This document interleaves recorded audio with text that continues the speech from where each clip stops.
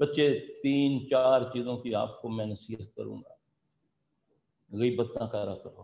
واللہ ہماری عبادات، ہمارے عمل غیبت سے ضائع ہو رہے ہیں۔ غیبت مردہ بھائی کا گوشت کھانا، اور مردہ بھائی کا گوشت حرام ہے، اور نبی صلی اللہ علیہ وسلم نے فرمایا ایک نوالا حرام کا کھانے سے 40 دن کی عبادت قبول نہیں ہے۔ واللہ اس پہ کام کرو بچوں، یہ فیوچر تمہارے پاس ہے، اور اللہ کی قسم تم جو کام کر رہے ہو اس سے بڑا کام کوئی نہیں۔ اور جتنے شیاطین تمہارے اداروں کے دشمن ہیں، تم سوچ نہیں سکتے، اور تمہاری حفاظت اللہ کے فرشتے کرتے ہیں۔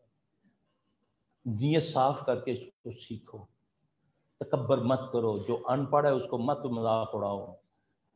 تم ایک آیت کو اس نیت سے سمجھو، نبی صلی اللہ علیہ وسلم کی صحیح حدیث ہے کہ جس نے قرآن پاک کی ایک آیت سمجھ کر پڑھا، ایک آیت، 700 نفلوں کا ثواب ہے۔ اللہ کی قسم صحیح حدیث ہے۔ تو میری بچے بہنوں، کتنی تم اللہ کے فضل سے یاد کرتی ہو، تو کہیں ہمارا حال وہ مائی کا نہ ہو جائے، سارا دن چرخا کتدی رہے، تیرا ہاتھ پوے تے کینچی پھڑ کے ساری کتر دے۔ ایسا ہے نا؟ ایک غیبت کریں گے سب کچھ برباد ہو جائے گا۔ جو آپ سے کرنے لگتی ہے اس کو بولو نہ، اپنی گل کرنی ہے، دوپٹہ کتوں لیتا ہی انہوں اپنی پا دیو،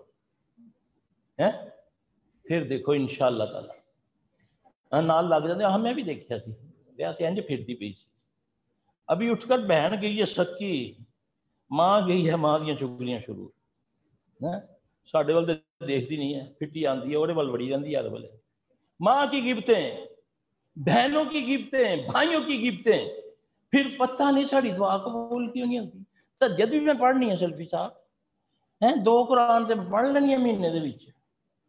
تو یہ جو کرتوتے جو کرتے ہو تم لوگ، دیکھیں نا، انسولین بھی صحیح ہے، انجیکشن بھی صحیح ہے، وہ جو کیا کہتے ہیں سرنج بھی صحیح ہے، اور لگاتا بھی جا رہا ہوں، اللہ نہ کرے تو شوگر بھی بڑھتی جا رہی ہے، تو پھر بتاؤ نا کیا وجہ ہے؟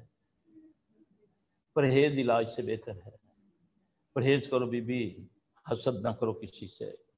کسی کی اچھی چیز لینا چاہتے ہو نا کہ اس سے اچھی چیز مجھے مل جائے، تو اس کا نسخہ میں بتاتا ہوں۔ آپ نے پیارے نبی صلی اللہ علیہ وسلم سے آپ نے فرمایا جب کسی کی کوئی چیز تم کو اچھی لگے، تم اس پر یہ پڑھ دو ماشاء اللہ لا قوت الا باللہ، ماشاء اللہ لا قوت الا باللہ، تو تم اس سے بہترین چیز اللہ تمہیں عطا کرے گا۔